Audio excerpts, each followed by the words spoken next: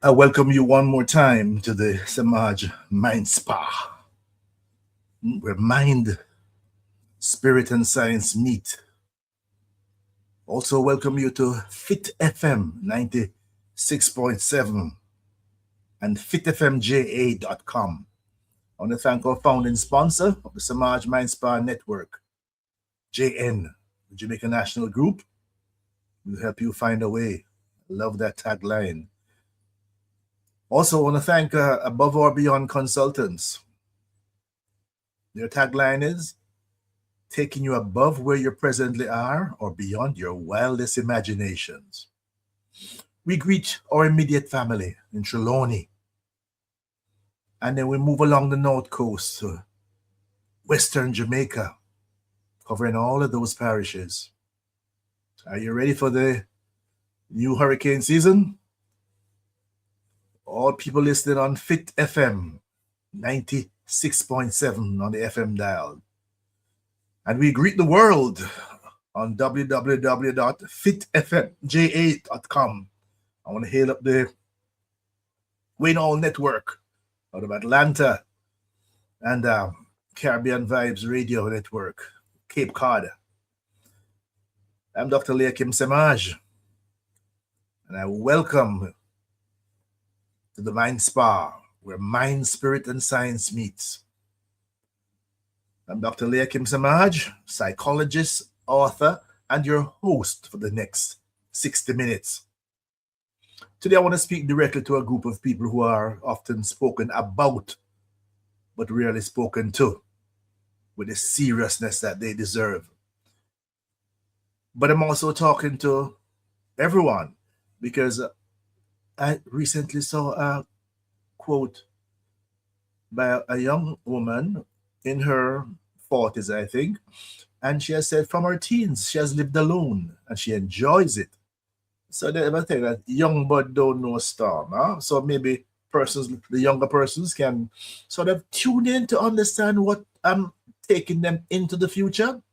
I want to speak to mainly Jamaicans over the age of 60 who are living alone or who are approaching that age and circumstances will make them live alone. You may be surprised at the way I'm approaching this, but it will unveil itself, as we go. Now, let me be clear about something from the beginning. Living alone is not the same as being lonely, all right? Living alone is not the same as being abandoned. Living alone is not the same as being in trouble. But living alone without a plan in Jamaica over the age of 60, this can be a very serious situation. Now, I've spent decades as a psychologist studying how human beings age and what happens. Huh? I've sat across from retirees online in Kingston, in Portmore, in the hills of St. Elizabeth, in Mandeville, in St. Anne. I've seen people navigate this chapter of life with grace and strategy, but also with joy. And I've seen people drift into it with almost no preparation, and as a result, suffer unnecessarily. Now, today's program is called Guidelines for Living Alone. Thriving and surviving. So we want to see that's what we hope to get out of it over the age of 60 in Jamaica. Now, this is built on one central idea. The older you become, the more intentionally your life must be designed. Got that? The older you become, the more intentional your life must be designed. 60 minutes, no commercials for wisdom. Let us begin. Now, the first segment, I'm going to start with a very different approach. The title of this first segment is The First Truth. Stop romanticizing living alone.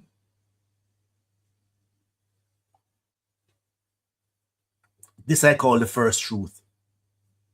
Do not romanticize living alone.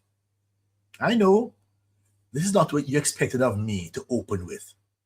You expected some gentle, motivational introduction that yes, you can, da da da da da, but I'm a psychologist, not a cheerleader. And the most dangerous thing I can do for someone living alone over 60 is to smile at them and pretend that there's no real risk to confront. So, the first truth, many people over 60 celebrate their solitude before they have properly prepared for its consequences.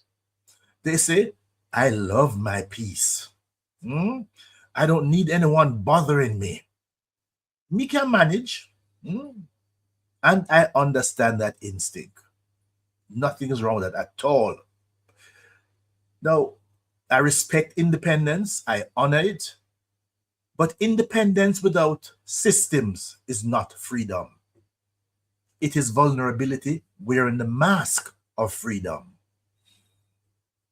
Let me give you the clinical picture because this is what I do. I put real data behind real situations.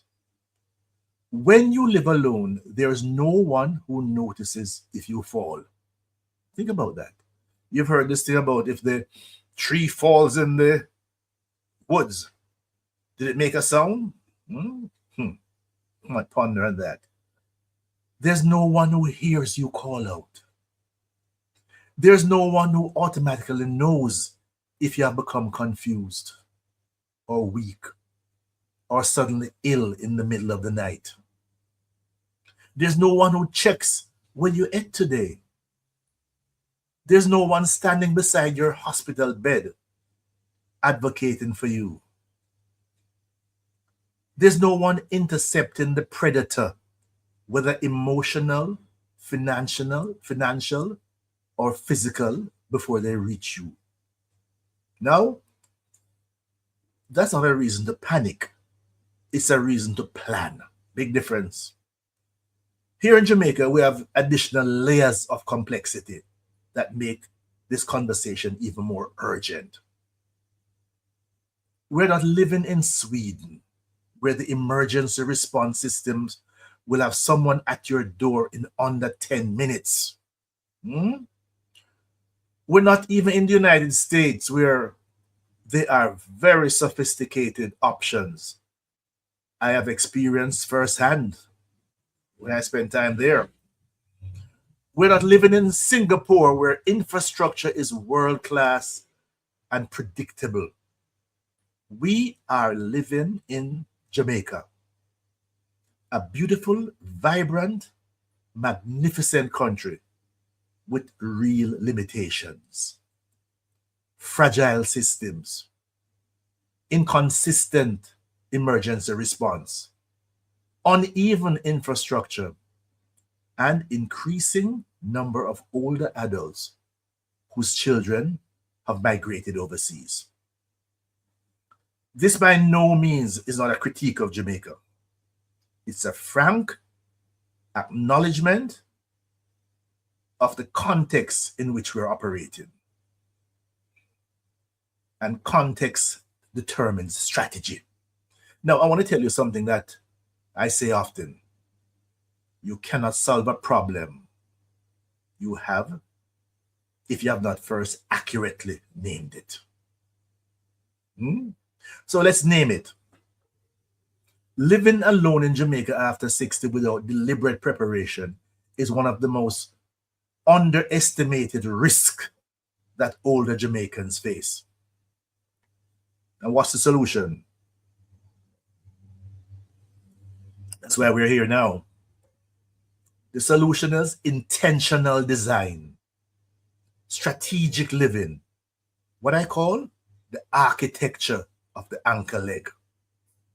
In track and field, the anchor leg is that final leg of the relay race, the most critical leg.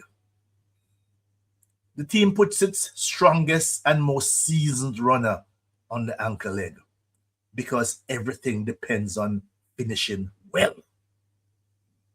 Your 60s, your 70s, your 80s, this is your anchor leg.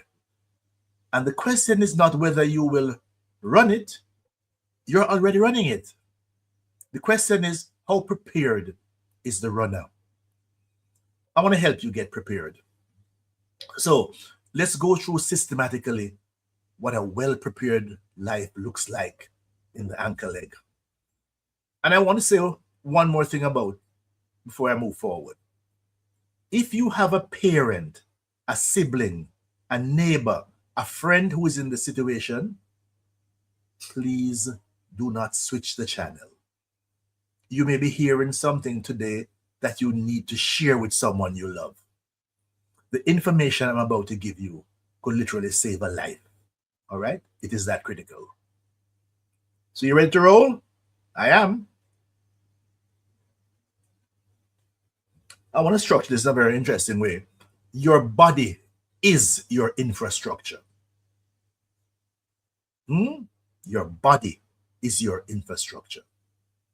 So welcome to the Semaj MindSpa. I am Dr. Leahcim Semaj, and we're talking about the guidelines for living alone over 60 in Jamaica. Let me give you a phrase to hold on to in this entire segment. Again, your body is your infrastructure.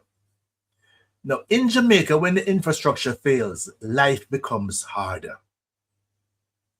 The road washes out and you cannot get to town.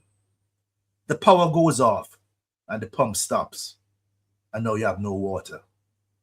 The phone line go down and you can't reach anyone. The cell sites become inaccessible. We all know what it feels like when infrastructure fails. We complain about it constantly in this country.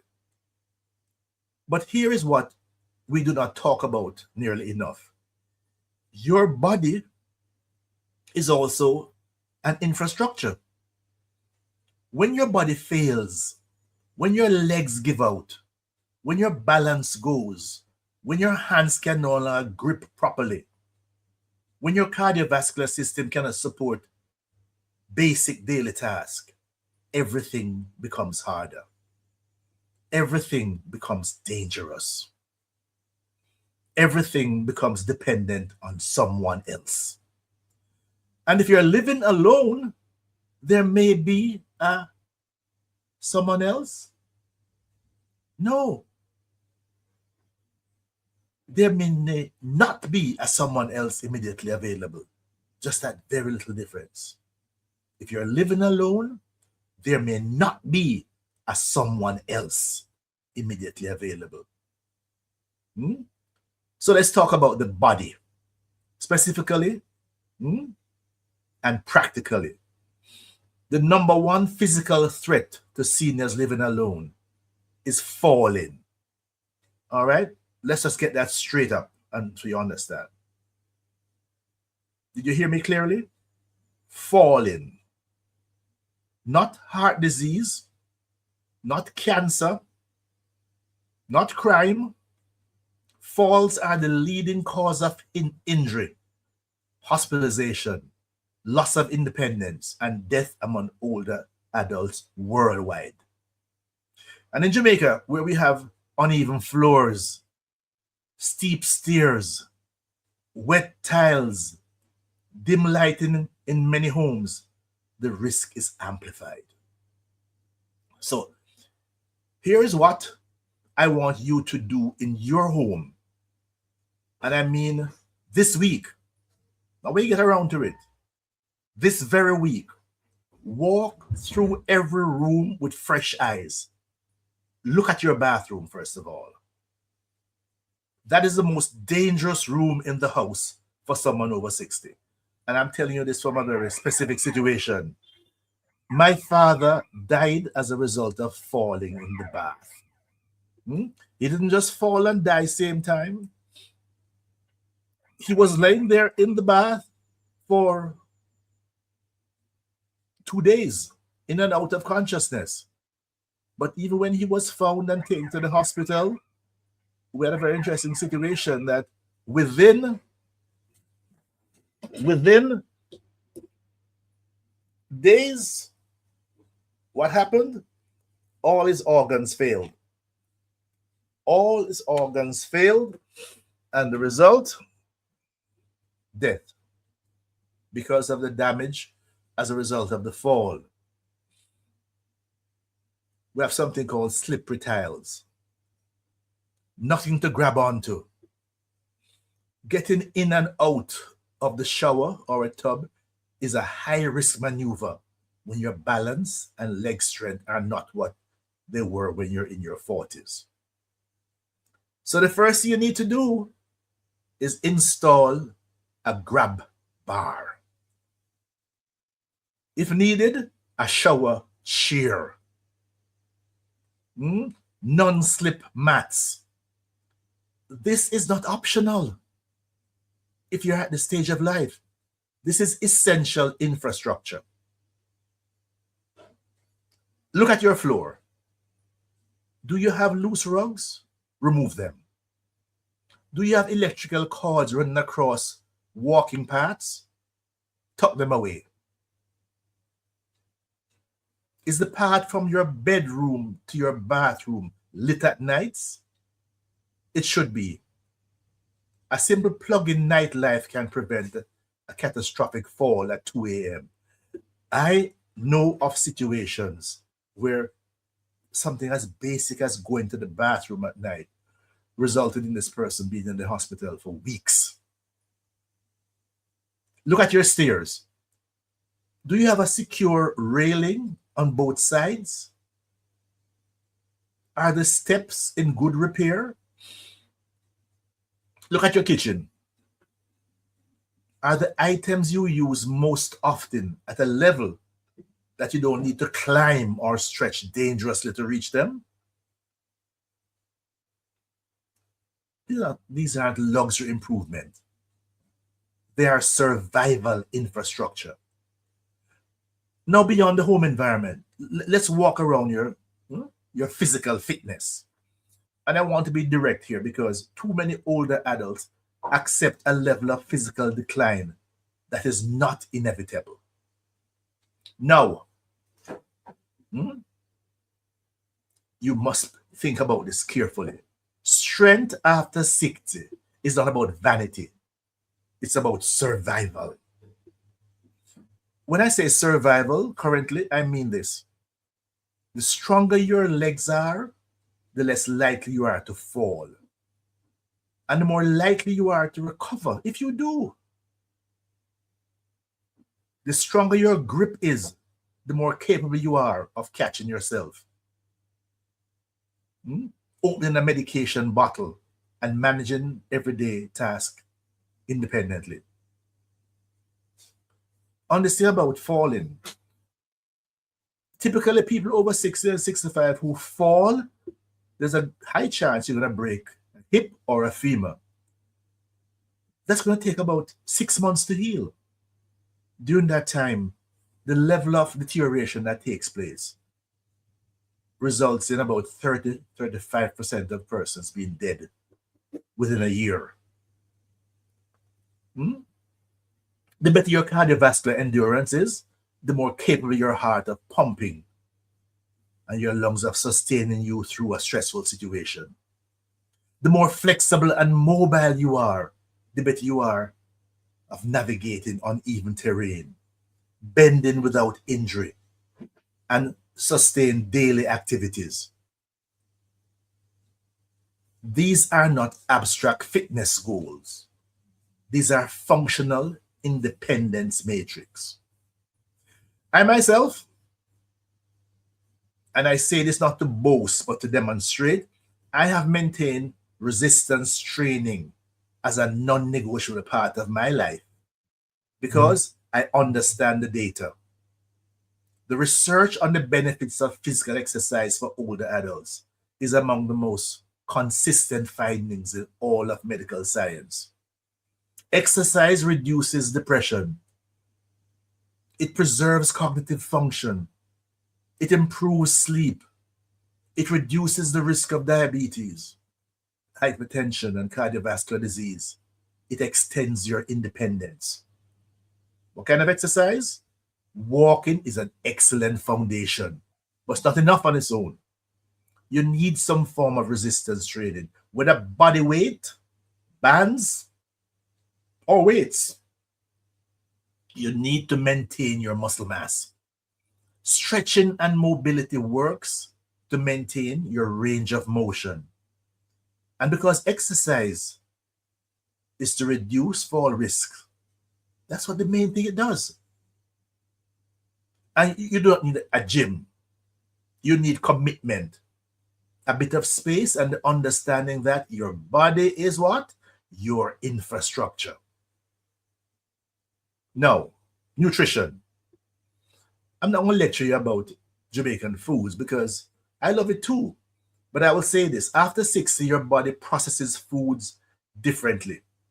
You need more protein, not less. Why? To maintain muscle mass. You need less sodium to protect your kidneys and cardiovascular system. You need adequate hydration. And many older adults are chronically, mildly dehydrated without knowing it. This affects cognition. It affects mood. It affects physical function.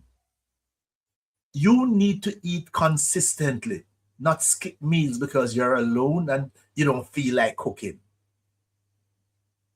A pot of cornmeal porridge, a boiled egg, some fresh food, fruits, some steamed veg with fish.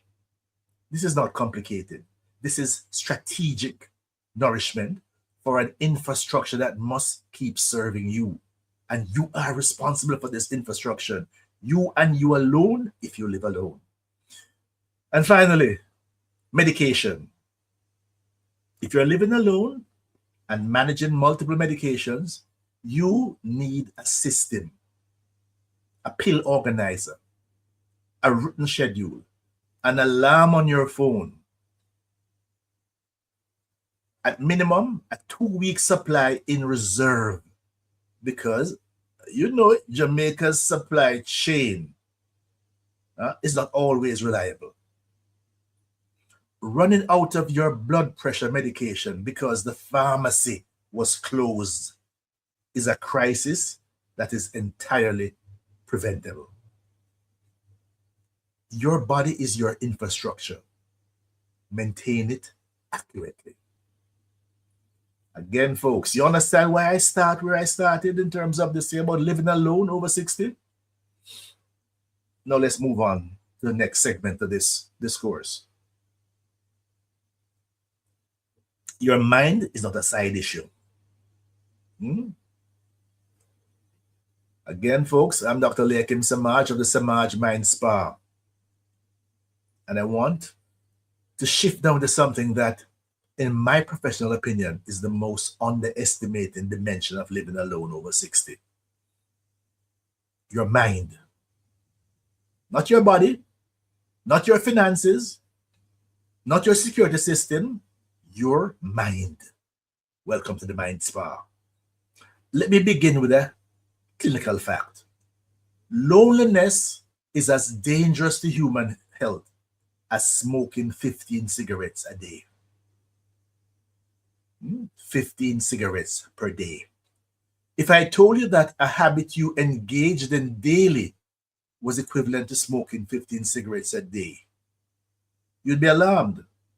But loneliness, the clinical, chronic loneliness that many seniors living alone experience, produces the level of psychological and physiological damage that we underestimate. It weakens the immune system. It elevates cortisol, which is the stress hormone, chronically. It significantly increases the risk of depression, anxiety, and cognitive decline. It accelerates the progression of dementia.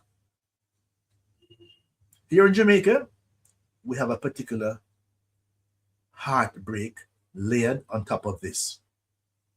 We are a country that has exported a significant portion of our most productive population. Fathers, mothers, grandparents left behind, often in the very house they built, watching the children and grandchildren thrive in England, in the US, in Canada, proud of them, but missing them. Not wanting to say too much because you don't want to be a burden. That reluctance to burden is killing people. Let me say something directly to the seniors who are listening. You are allowed to need people. That's not a weakness. That is humanity. The human nervous system was not designed for isolation.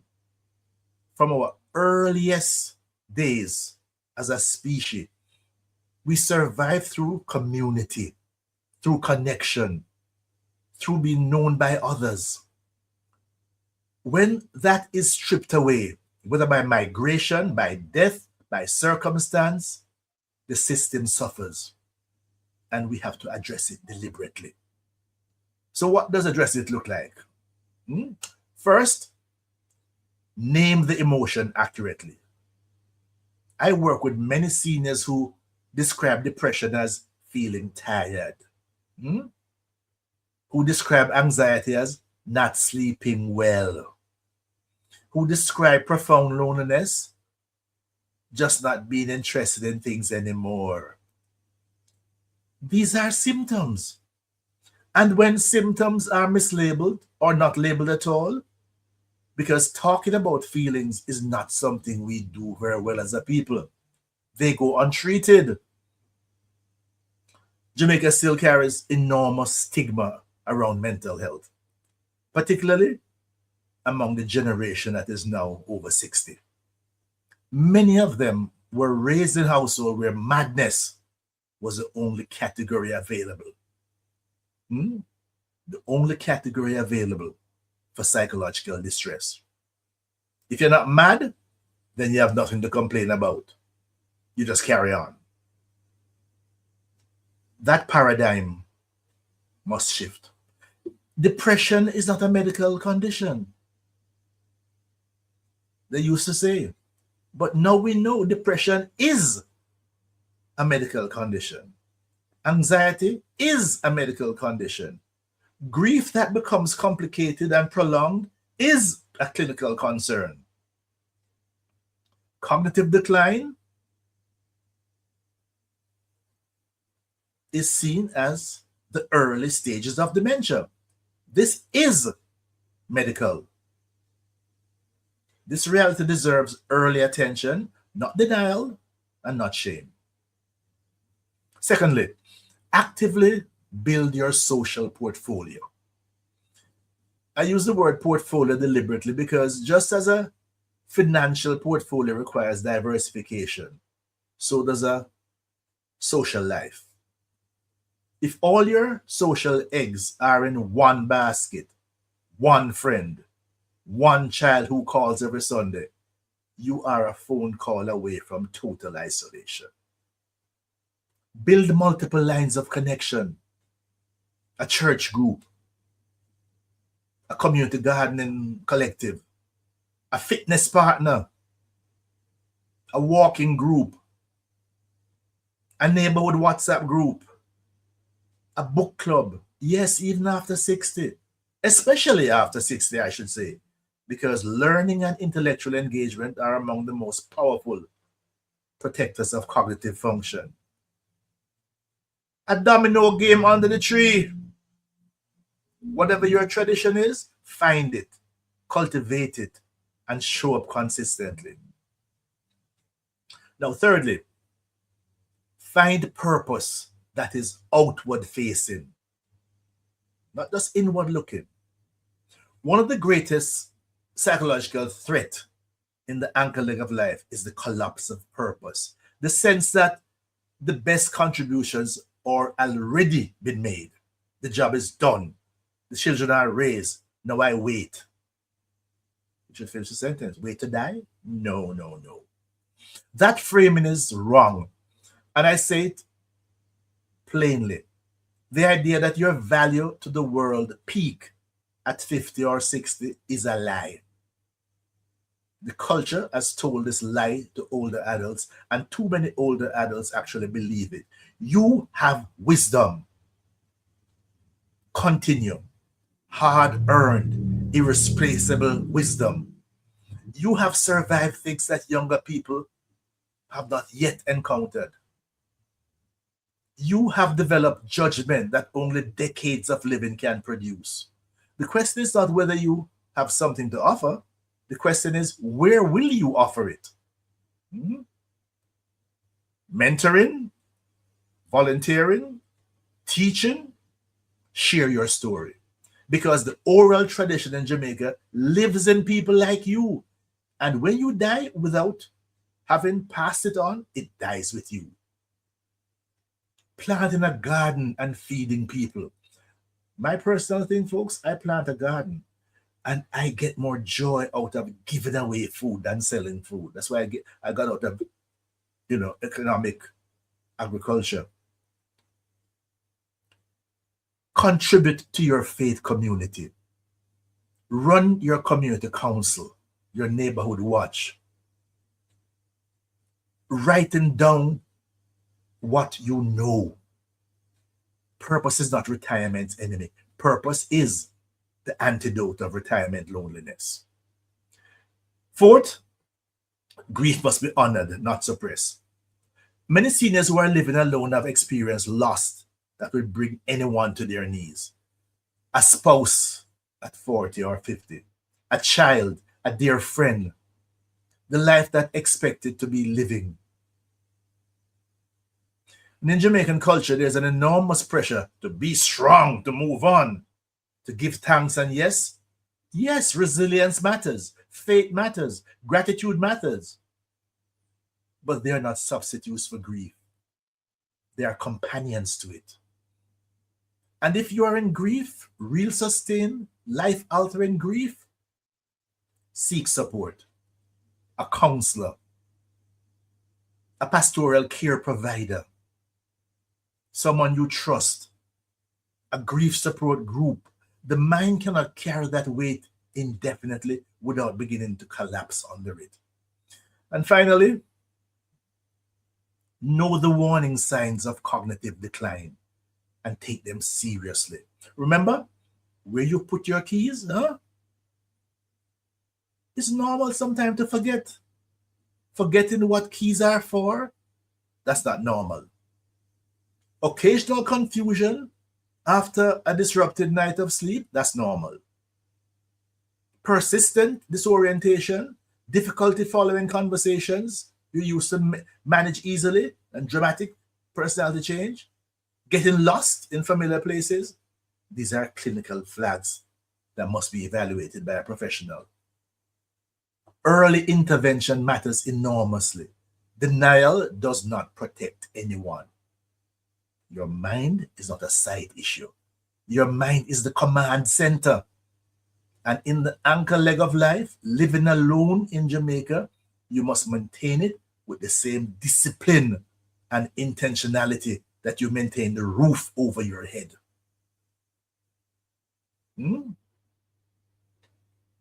So now we talk about the physical infrastructure, your body, and we'll move to your mind and those around you. Now let's move on to designing your safety architecture. I want to welcome those who are just tuning in. I'm Dr. Leahcim Semaj of the Semaj MindSpa. Today we're talking about the guidelines for living alone over 60. I want to use a phrase in this segment. Again, safety architecture.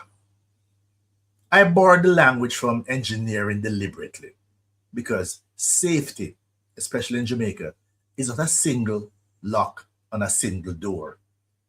Safety is a system. Safety is a layered, intentional, redundant system. And if you're living alone over 60, Designing that system is one of the most important things you will do. Let me walk you through the layers of your safety architecture. Layer one, your human network. This is your most important safety layer. It is the one that most people skip because it requires the most vulnerability. You must identify, cultivate, and maintain a network of people who know you and who would notice and respond if something is happening to you.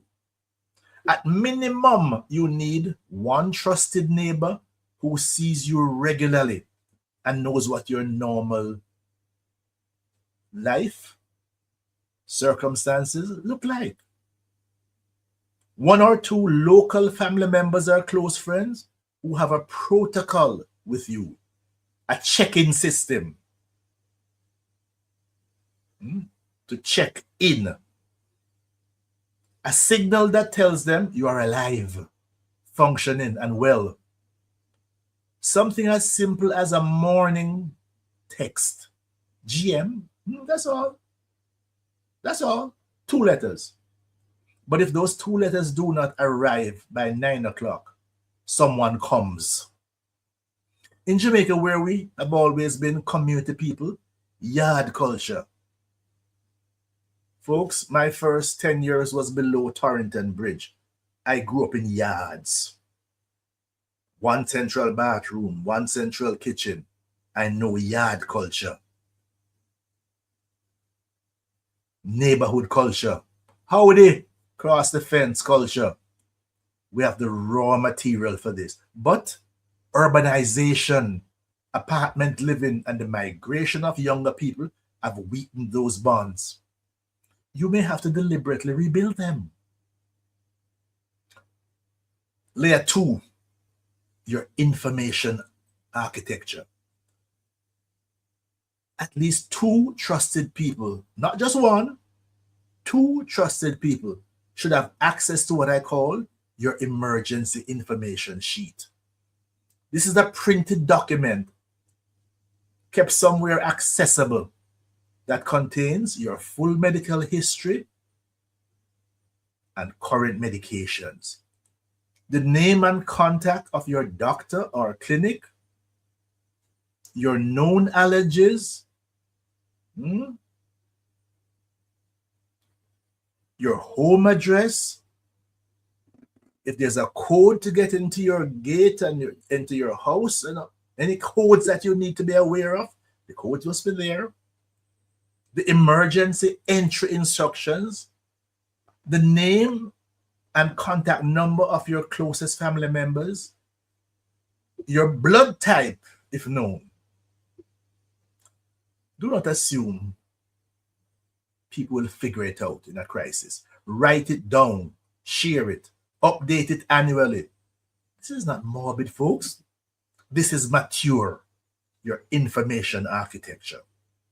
Layer 3, your physical security system. Security in Jamaica must be layered, not singular. A single padlock is not a security system. A security system includes reinforced gates and grill works that can be opened from the inside quickly in a fire.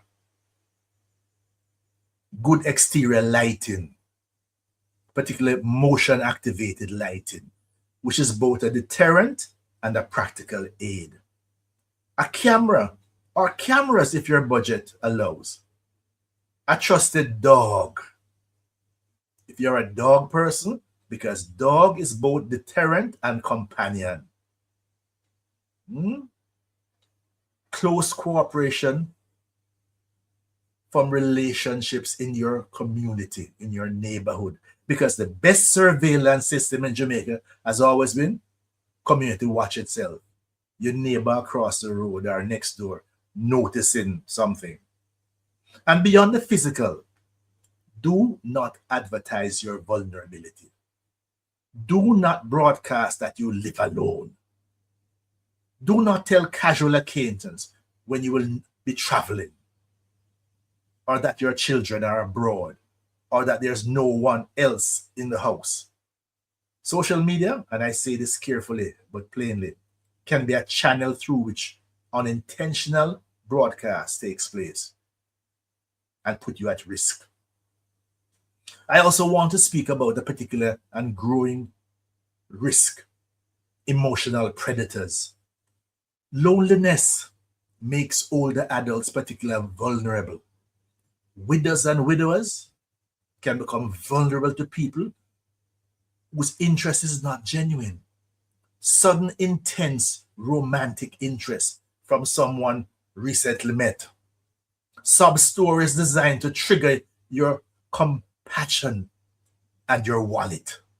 Scam operations, they now call it lot of scammers in Jamaica, that specifically target older people because they're perceived as more trusting. If it feels too good to be true, what they say, at this stage of your life, run and analyze before you run towards it. And involve a trusted family member or friend before making any significant financial decision that a new person in your life is suggesting. Layer 4, your infrastructure resilience plan. I need you to think about what happens when Jamaica's infrastructure fails. You know what I'm talking about, huh? This happens quite regularly. A power outage at 35 is an inconvenience. A power outage at 72 when you depend on a CPAP machine for sleep apnea, or when your medication needs refrigeration, or when your neighborhood suddenly becomes darker and more vulnerable. That's a crisis. Here's what I recommend you keep in your home at all times. No, I'm not just talking about hurricane preparation, I'm saying all times. A charged power bank, large enough to keep your phone alive for at least 2 days. Flashlights and backup batteries, stored water enough for a minimum of 3 days. Non-perishable food that require minimum preparation. A minimum of 2 weeks supply of critical medication. If you use supplement, oxygen, or any electrical powered medical device, you need a contingency plan that involves a generator or a designated place you can go that involves a generator when the power goes. These are not emergency preparation for once in a decade disaster in Jamaica. These are regular tools. Layer 5, your transportation plan. Never, and I mean never, reach a point where you have no reliable way to get yourself to a doctor, a hospital, or a trusted person in an emergency. If you drive, keep your vehicle in good working order. Stay current on your license and insurance, and be honest with yourself about your driving ability. Night driving is typically the first thing that should be reconsidered. I have an issue with that because it appears that in Jamaica, no one dips their light anymore. And that light, bright light, when you compare the bright lights in your eyes with the potholes, night driving is now treacherous. If you do not drive, cultivate relationship with at least 2 trusted drivers, someone you know personally, not just a random taxi. Have their numbers saved. Know how much a reasonable fare costs so you are not exploited. And build a relationship with your local clinic so they know you and you know how to reach them. Transportation may feel like a logistical detail, but lack of reliable transportation has caused death. People waited too long to seek care because they could not figure out how to get there. Layer 6, your emergency action plan. What is your plan if you feel a medical emergency beginning? What's your plan if you think you're having a stroke What's your plan if you fall and cannot get up? What's your plan if there's a fire? Know the number for your nearest hospital. Know the number for your nearest neighbor. Know whether the grill on your front door can be opened from the inside, because too many Jamaicans have died in fires because their own security system trapped them. Practice asking for help before you need it. Some older adults are so conditioned to self-sufficiently, they will lie on the floor for hours before calling someone because they don't want to be a fuss. That conditioning in the ankle leg must be deliberately unlearned. Your safety architecture is not built around once and forgotten. It is maintained, updated, and strengthened over time, just like other infrastructure. Now there are legal, financial, and practical considerations as we continue to walk through this whole issue of living alone. Let's take a look at them. This is not a morbid thing, but it's a responsible thing. Legal and financial order is not about preparing to die. It's about protecting the life you have built and ensuring that people who come after you are not left with a battlefield instead of a blessing. First, make a will. Now, I say this without any apology. If you're over 60 living alone in Jamaica and you do not have a valid, legally witnessed will, that's a crisis in waiting. Jamaica is one of the most complicated and contentious land and property inheritance culture in the Caribbean. Family land disputes have destroyed relationships, created enemies out of siblings, and left property tied up in court for decades. All of that can be avoided by one document properly prepared. A will tells the court especially clearly and legally what you want done with everything you own when you're gone. Who gets what? Who gets the house? Who gets the land? Who gets your saving? Visit a lawyer. If it costs, well, there are legal aid clinics in Jamaica. The cost of a properly written will is a fraction of the cost of the financial and emotional condition of dying without one. The second issue, execute a power of attorney. What is that? It's a legal document that authorizes a person you trust to make decisions on your behalf, whether they be financial or medical, if you become incapable. This is not about dying. It's about what happens if you have a stroke and cannot speak for yourself. What happens if you are in hospital and bills need to be paid and decisions need to be made? Who speaks for you? A power of attorney is important. Next, get your land title in order. This is especially a Jamaican crisis. We have a significant amount of what is called family land, land that has been passed down from generation, often informally, with no clear legal title. People have built houses on lands they do not legally own. Multiple family members believe they have equal claim.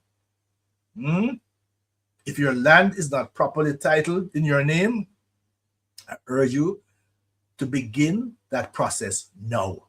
The National Land Agency can help. It takes time and patience and sometimes resources. Fourth, know what you're entitled to. Too many Jamaican seniors are not collecting benefits they have earned and are qualified. The NIS, National Insurance, NHT withdrawals if you have reached a qualifying age. PATH benefits if you qualify. Pension from former employers, some form of assistance. Know what you have paid into. Know what you have owned. Know what you're owed. If you do not know, find out. Ask someone. Fifth, simplify your financial life. Many people over 60 are managing financial structures originally designed for much larger, much busier life. multiple bank accounts, investment they do not fully understand, properties they can no longer maintain, debt accumulation over decades. Now it's time to simplify. Consolidate what can be consolidated. Resolve unnecessary debt. Reconsider whether you truly need to be maintaining a 5-bedroom house alone when a well-secured 2-bedroom would serve you better with less maintenance. Simplification is not defeat. And 6, protect yourself from financial predators. I say this is a safety segment, and I will say it again here because it bears repetition. Older Jamaicans are specifically targeted by financial predators, telephone scammers, loan sharks, manipulative family members, and romantic partners whose interest is your asset, not your heart. The single most effective protective rule is this: no significant decision should be made alone. If someone is pressuring you, if there's urgency, if you must decide now, if it sounds almost too good, that pressure itself is the danger signal. Involve a trusted person before you sign anything, transfer anything, or give anything away. This includes gifts to children and grandchildren. Generosity is beautiful, but generosity that leaves you financially vulnerable is not. And finally, have the conversation your family is avoiding. What do you want medically if you become critically ill and can't speak for yourself? Do you want extraordinary measures taken to keep you alive? Do you have a preferred way where you wish to die? At home, in a hospital, in a hospice? Have you thought about what kind of funeral you want? Have you shared this with anyone? These are conversations are not morbid. They are ultimate acts of love for the people who will have to make those decisions while you are gone and they are grieving. Have the conversation while you are well, while you are clear, and while you have the power to choose. All right? So, folks, that's a mouthful, isn't it?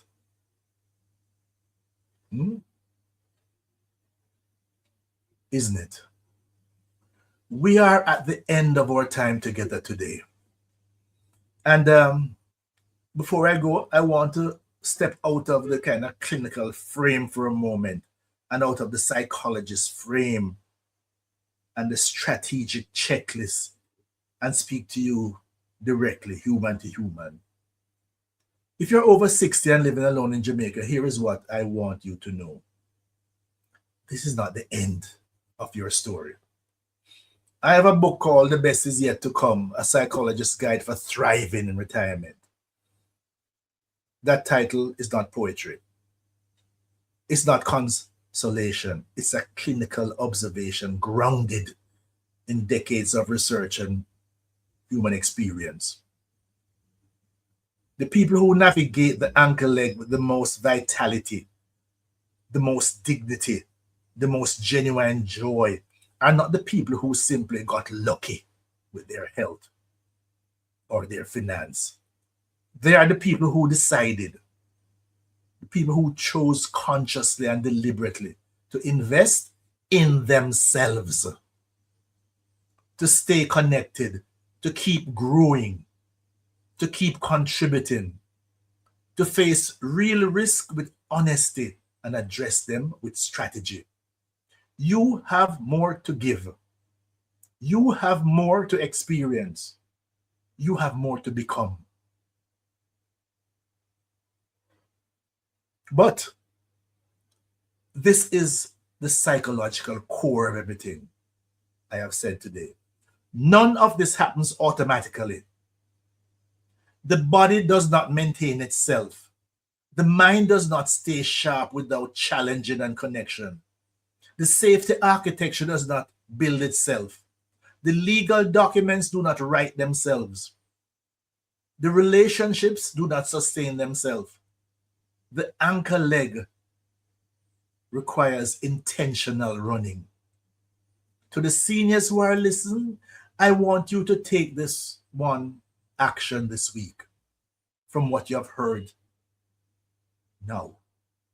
Just one. Perhaps it is installing a night light on the path to your bathroom. Perhaps it is calling a trusted friend and setting up a daily check-in process. Perhaps it is making an appointment with your doctor for a proper review of your medications. Perhaps it is calling a lawyer about your will. One action. Just do one. Start with one. The momentum of one action builds into the architecture of a life well managed. And to the adult children, the grandchildren, the caregivers who are listening, your elders do not need pity. They do not need to be spoken to as if they are children. They need to be engaged as full human beings they are, with their wisdom respected, their preferences honored, and their dignity protected. Have the conversations, not once, but regularly. Stay present across the miles. If you are abroad, a WhatsApp message costs nothing. A scheduled Sunday video costs nothing. But to a parent or a grandparent living alone in Jamaica, it can mean everything. Jamaica needs elders. The country was built by people who are now in their 60s and 70s and 80s and 90s. The wisdoms, the stories, the values, the lived experience that reside in this generation, it is an irreplaceable national treasure, and we are at risk of losing it to unnecessary isolation, preventable accidents, untreated illnesses, and the quiet catastrophe of feeling invisible. Let's not let that happen. Today's program, Guidelines for Living Alone Over 80 in Jamaica. To thrive and not just survive is part of the ongoing work of the Semaj MindSpa, where mind, spirit, and science live. If you want to go deeper, visit us at semajmindspa.com. You'll find my blog, my books, and resources specifically for the anchor leg of life. You can reach me by email, semaj@semajmindspa.com.